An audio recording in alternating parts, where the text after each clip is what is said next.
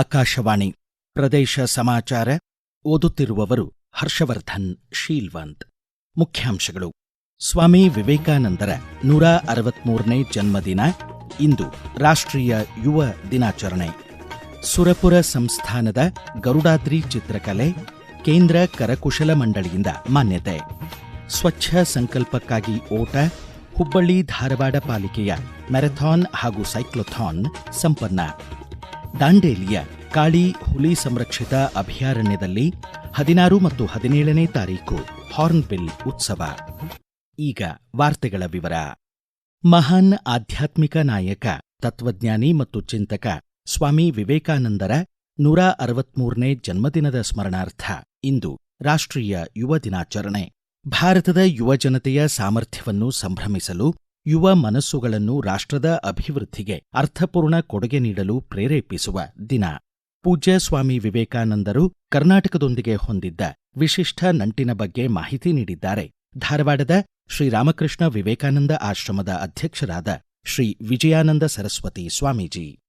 ಸ್ವಾಮಿ ವಿವೇಕಾನಂದರು ಭಾರತವನ್ನು ಪರ್ಯಟನೆ ಮಾಡಬೇಕು, ಭಾರತ ಸ್ವಾತಂತ್ರ್ಯ ಕಳ್ಕೊಳ್ಳೋದಕ್ಕೆ ಮತ್ತು ಈ ಸ್ಥಿತಿಯಲ್ಲಿ ಇರೋದಕ್ಕೆ ಕಾರಣಗಳನ್ನ ಹುಡುಕಬೇಕು, ಇದರ ಉದ್ಧಾರಕ್ಕೆ ಪರಿಹಾರವನ್ನ ಕಂಡುಕೊಳ್ಳಬೇಕು ಅಂತೇಳಿ ಪರ್ಯಟನವನ್ನ ಪ್ರಾರಂಭ ಮಾಡುತ್ತಾರೆ. 7 ವರ್ಷಗಳ ಕಾಲ ಭಾರತವನ್ನ ಪರ್ಯಟನೆ ಮಾಡಿ ರಾಜ ಮಹಾರಾಜರುಗಳ ಮನೆಗಳಲ್ಲಿ, ಚಿಂತಕರ ಮನೆಗಳಲ್ಲಿ, ಸಮಾಜದ ಹೋರಾಟಗಾರರ ಮನೆಗಳಲ್ಲಿ, ಗುಡಿಸಲುಗಳಲ್ಲಿ, ವ್ಯಾಪಾರಸ್ಥರ ಮನೆಗಳಲ್ಲಿ ಅವರು ವಾಸ್ತವ್ಯವನ್ನ ಮಾಡಿ ಪ್ರತಿಯೊಂದು ಹಂತದಲ್ಲೂ ಕೂಡ ಭಾರತದ ಪರಿಸ್ಥಿತಿ, ಭಾರತದ ಸಂಸ್ಕೃತಿ ಮತ್ತು ಜನರ ಆವತ್ತಿನ ಮನೋಭಾವನೆಗಳು ಯಾವ ರೀತಿ ಇದೆ ಅಂತ ಅರ್ಥ ಮಾಡಿಕೊಳ್ಳೋದಕ್ಕೆ ಪರ್ಯಟನೆ ಮಾಡ್ತಾರೆ. ಅದರಲ್ಲಿ ಕರ್ನಾಟಕ ಕೂಡ 1892 ಅಕ್ಟೋಬರ್ 15ರಿಂದ 27ರವರೆಗೆ ಬೆಳಗಾವಿಯಲ್ಲಿ ಇರ್ತಾರೆ. ನಂತರ 1892 ನವೆಂಬರ್ 9ರಿಂದ ಮೈಸೂರಿನಲ್ಲಿ ವಾಸ್ತವ್ಯವನ್ನ ಮಾಡ್ತಾರೆ. 24ನೇ ತಾರೀಕುವರೆಗೂ ಇರ್ತಾರೆ. ಶ್ರೀ ಚಾಮರಾಜ ಒಡೆಯರ್ ಅವರು ಆತಿಥ್ಯವನ್ನ ಮಾಡ್ತಾರೆ.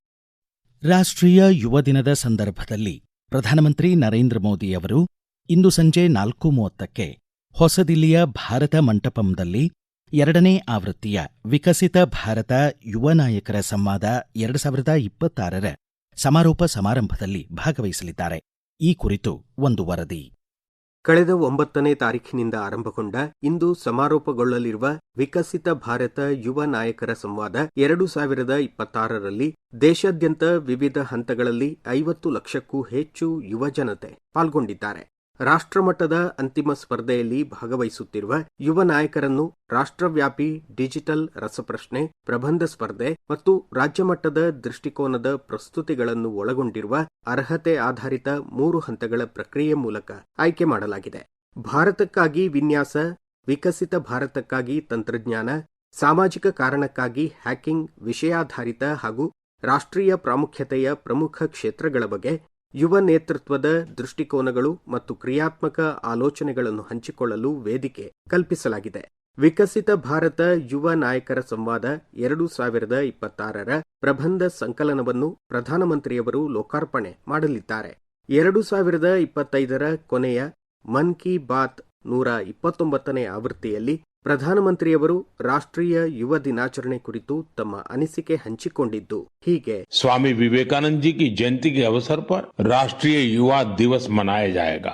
यंग लीडर्स डायलॉग का भी आयोजन होगा. इसमें हमारे युवा इनोवेशन, फिटनेस, स्टार्टअप और एग्रीकल्चर जैसे महत्वपूर्ण विषयों पर अपने आइडियाज शेयर करेंगे. मैं इस कार्यक्रम को लेकर बहुत ही उत्सुक हूँ. कुछ दिनों पहले ही इससे जुड़ा एक क्विज कंपटीशन हुआ. इसमें 50 लाख से अधिक युवा शामिल हुए. एक निबंध प्रतियोगिता भी हुई जिसमें स्टूडेंट्स ने विभिन्न विषयों पर अपनी बातें रखी. इस प्रतियोगिता में तमिलनाडु पहले और उत्तर प्रदेश दूसरे स्थान पर रहा. साथियों, आज देश के भीतर युवाओं को प्रतिभा दिखाने के नए नए अवसर मिल रहे हैं. अपनी योग्यता और रुचि के अनुसार टैलेंट दिखा सकते हैं. ಯಾದಗಿರಿ ಜಿಲ್ಲೆ ಸುರಪುರದ ಗರುಡಾದ್ರಿ ಚಿತ್ರಕಲೆಗೆ 3 ಶತಮಾನಗಳಿಗೂ ಮಿಕ್ಕಿದ ಇತಿಹಾಸವಿದೆ.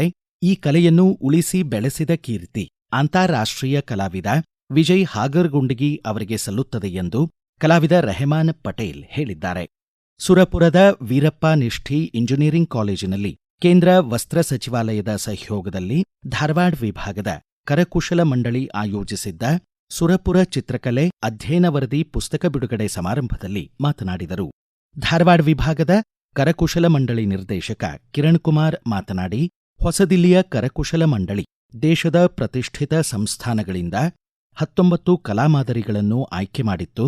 ಸುರಪುರದ ಗರುಡಾದ್ರಿ ಚಿತ್ರಕಲೆ ಸಹ ಆಯ್ಕೆಯಾಗಿ ಅಂತಾರಾಷ್ಟ್ರೀಯ ಮಟ್ಟದಲ್ಲಿ ಸುರಪುರದ ಘನತೆ ಹೆಚ್ಚಿದೆ ಎಂದರು. ಈಗ ಪ್ರಕಟಣೆ, ನಂತರ ಪ್ರದೇಶ ಸಮಾಚಾರ ಮುಂದುವರಿಯುವುದು.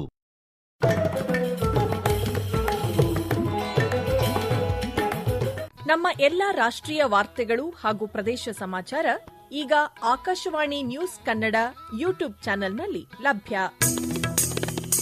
ನಮ್ಮ ಎಕ್ಸ್ ಖಾತೆ ಮತ್ತು ಇನ್ಸ್ಟಾಗ್ರಾಂ ಖಾತೆ ಆಕಾಶವಾಣಿ ನ್ಯೂಸ್ ಕನ್ನಡ. ಹೆಚ್ಚಿನ ಮಾಹಿತಿಗಾಗಿ ನಮ್ಮ ಫೇಸ್ಬುಕ್ ಖಾತೆ ಆಕಾಶವಾಣಿ ವಾರ್ತೆ ಕನ್ನಡವನ್ನು ಅನುಸರಿಸಿ. ನಿಖರ, ನೈಜ ಹಾಗೂ ವಿಶ್ವಾಸಾರ್ಹ ಸುದ್ದಿಗಾಗಿ ಕೇಳಿ ಆಕಾಶವಾಣಿ ವಾರ್ತೆಗಳು. ಪ್ರದೇಶ ಸಮಾಚಾರ ಕೇಳುತ್ತಿದ್ದೀರಿ. ಸ್ವಚ್ಛ ಭಾರತ ಅಭಿಯಾನ ಹಾಗೂ ಸ್ವಚ್ಛತಾ ಹಿ ಸೇವಾ ಉಪಕ್ರಮದಡಿ 2ನೇ ಆವೃತ್ತಿಯ ಸ್ವಚ್ಛ ಭಾರತ್ ಮಿಷನ್ ಜನಾಂದೋಲನದೊಂದಿಗೆ ಸ್ವಚ್ಛ ಸಂಕಲ್ಪಕ್ಕಾಗಿ ಓಟ ಧ್ಯೇಯದೊಂದಿಗೆ ಹುಬ್ಬಳ್ಳಿ ಧಾರವಾಡ ಮಹಾನಗರ ಪಾಲಿಕೆ ಮ್ಯಾರಥಾನ್ ಹಾಗೂ ಸೈಕ್ಲೋಥಾನ್ ಆಯೋಜಿಸಿತ್ತು. ಧಾರವಾಡ ಜಿಲ್ಲೆ ಹುಬ್ಬಳ್ಳಿಯ ತೋಳನಕೆರೆಯಿಂದ ಉಣಕಲ್ ಕೆರೆವರೆಗೆ ನಡೆದ ಮ್ಯಾರಥಾನ್ ಹಾಗೂ ಸೈಕ್ಲೋಥಾನ್ನಲ್ಲಿ ಸಹಸ್ರಾರು ಜನ ಪಾಲ್ಗೊಂಡಿದ್ದರು.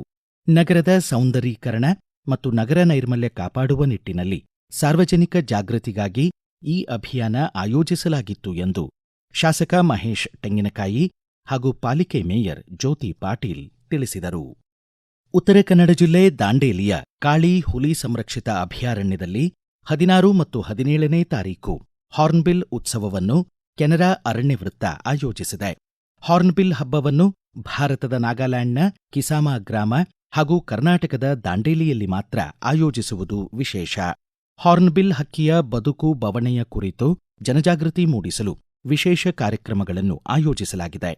ಪ್ರದೇಶ ಸಮಾಚಾರಕ್ಕಾಗಿ ದಾಂಡೇಲಿಯ ಸಹಾಯಕ ಅರಣ್ಯ ಸಂರಕ್ಷಣಾಧಿಕಾರಿ ಸಂತೋಷ್ ಚವ್ಹಾಣ್ ಮಾಹಿತಿ ನೀಡಿದ್ದಾರೆ.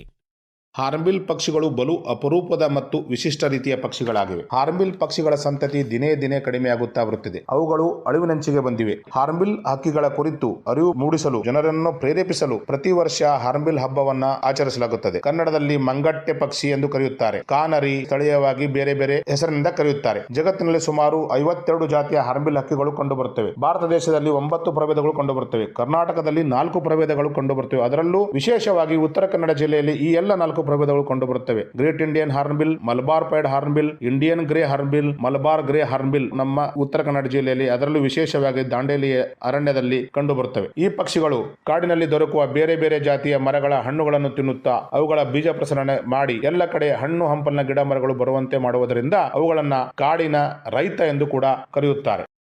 ಕೇಂದ್ರ ಸರ್ಕಾರದ ಬಜೆಟ್ ಪೂರ್ವಭಾವಿ ಸಭೆಯಲ್ಲಿ ರಾಜ್ಯ ಸರ್ಕಾರದ ಪರವಾಗಿ ಕಂದಾಯ ಖಾತೆ ಸಚಿವ ಕೃಷ್ಣ ಭೈರೇಗೌಡ ಭಾಗವಹಿಸಿದ್ದಾರೆ. ಹೊಸದಿಲ್ಲಿಯಲ್ಲಿ ಸುದ್ದಿಗಾರರೊಂದಿಗೆ ಮಾತನಾಡಿದ ಅವರು, ರಾಜ್ಯದ ಅಗತ್ಯತೆಗಳು ಹಾಗೂ ನ್ಯಾಯಯುತವಾಗಿ ರಾಜ್ಯಕ್ಕೆ ಸಲ್ಲಬೇಕಾದ ಅನುದಾನ ಮತ್ತು ಯೋಜನೆಗಳ ಬಗ್ಗೆ ಕೇಂದ್ರ ಹಣಕಾಸು ಸಚಿವರು ಹಾಗೂ ಅರ್ಥ ಸಚಿವಾಲಯದ ಗಮನಕ್ಕೆ ತಂದಿರುವುದಾಗಿ ತಿಳಿಸಿದರು. ಕನ್ನಡ ಮತ್ತು ಇಂಗ್ಲಿಷ್ ಭಾಷೆಯ ಬೆರಳಚ್ಚು ಟೈಪಿಂಗ್ ಪರೀಕ್ಷೆ ಇಂದಿನಿಂದ ರಾಜ್ಯವ್ಯಾಪಿ ಆರಂಭಗೊಳ್ಳಲಿವೆ ಎಂದು ಶಾಲಾ ಪರೀಕ್ಷೆ ಮತ್ತು ಮೌಲ್ಯನಿರ್ಣಯ ಮಂಡಳಿ ನಿರ್ದೇಶಕ ಎಚ್ಎನ್ ಗೋಪಾಲಕೃಷ್ಣ ಬೆಂಗಳೂರಿನಲ್ಲಿ ತಿಳಿಸಿದ್ದಾರೆ. 16ನೇ ತಾರೀಕು ಇಂಗ್ಲಿಷ್ ಶಾರ್ಟ್ ಹ್ಯಾಂಡ್ ಮತ್ತು 19ರಿಂದ ಕನ್ನಡ ಭಾಷೆಯ ಶೀಘ್ರಲಿಪಿ ಪರೀಕ್ಷೆಗಳು ನಡೆಯಲಿವೆ. ಪರೀಕ್ಷೆಗಳ ಸಮಗ್ರ ಮಾಹಿತಿಗಾಗಿ ಜಿಲ್ಲಾ ಶಿಕ್ಷಣ ಮತ್ತು ತರಬೇತಿ ಸಂಸ್ಥೆ ಡಯಟ್ ಕಚೇರಿ ಸಂಪರ್ಕಿಸಬಹುದು. ವಿಜಯಪುರ ಜಿಲ್ಲೆ ನಾಗಠಾಣ್ ಬಳಿಯ ಹಡಗಲಿ ಗ್ರಾಮದ ಪ್ರಗತಿಪರ ಕೃಷಿಕ ಸಂತೋಷ್ ಶ್ರೀಶೈಲ್ ಹತ್ತರಕಿ ತಮ್ಮ 2.5 ಎಕರೆ ಜಮೀನಿನಲ್ಲಿ ಬಾರೆಹಣ್ಣು ಬೆಳೆದು 42 ರೂಪಾಯಿಗೆ ಕಿಲೋದಂತೆ ಮಾರಾಟ ಮಾಡಿ 3 ಲಕ್ಷ ರೂಪಾಯಿ ಆದಾಯ ಗಳಿಸಿದ್ದಾಗಿ ಜಿಲ್ಲಾ ಉಸ್ತುವಾರಿ ಸಚಿವ ಎಂಬಿ ಪಾಟೀಲ್ ಎಕ್ಸ್ ಮಾಧ್ಯಮದಲ್ಲಿ ತಿಳಿಸಿದ್ದಾರೆ. ವಾರ್ಷಿಕ 40ರಿಂದ 50 ಲಕ್ಷ ರೂಪಾಯಿ ಆದಾಯ ಗಳಿಸುತ್ತಿರುವುದು ಮಾದರಿ ಹಾಗೂ ಇತರೆ ತೋಟಿಗರಿಗೆ ಅನುಕರಣೀಯ ಎಂದಿದ್ದಾರೆ. ಕೊನೆಯಲ್ಲಿ ಮತ್ತೊಮ್ಮೆ ಮುಖ್ಯಾಂಶಗಳು. ಸ್ವಾಮಿ ವಿವೇಕಾನಂದರ 163ನೇ ಜನ್ಮದಿನ ಇಂದು ರಾಷ್ಟ್ರೀಯ ಯುವ ದಿನಾಚರಣೆ. ಸುರಪುರ ಸಂಸ್ಥಾನದ ಗರುಡಾದ್ರಿ ಚಿತ್ರಕಲೆ ಕೇಂದ್ರ ಕರಕುಶಲ ಮಂಡಳಿಯಿಂದ ಮಾನ್ಯತೆ. ಸ್ವಚ್ಛ ಸಂಕಲ್ಪಕ್ಕಾಗಿ ಓಟ ಹುಬ್ಬಳ್ಳಿ ಧಾರವಾಡ ಪಾಲಿಕೆಯ ಮ್ಯಾರಥಾನ್ ಹಾಗೂ ಸೈಕ್ಲೋಥಾನ್ ಸಂಪನ್ನ. ದಾಂಡೇಲಿಯ ಕಾಳಿ ಹುಲಿ ಸಂರಕ್ಷಿತ ಅಭಯಾರಣ್ಯದಲ್ಲಿ 16 ಮತ್ತು 17ನೇ ತಾರೀಕು ಹಾರ್ನ್ ಬಿಲ್ ಉತ್ಸವ. ಇಲ್ಲಿಗೆ ಪ್ರದೇಶ ಸಮಾಚಾರ ಮುಕ್ತಾಯವಾಯಿತು. ನಮ್ಮ ಮುಂದಿನ ರಾಷ್ಟ್ರೀಯ ವಾರ್ತಾ ಪ್ರಸಾರ ಈ ಬೆಳಿಗ್ಗೆ 7:35 ನಿಮಿಷಕ್ಕೆ.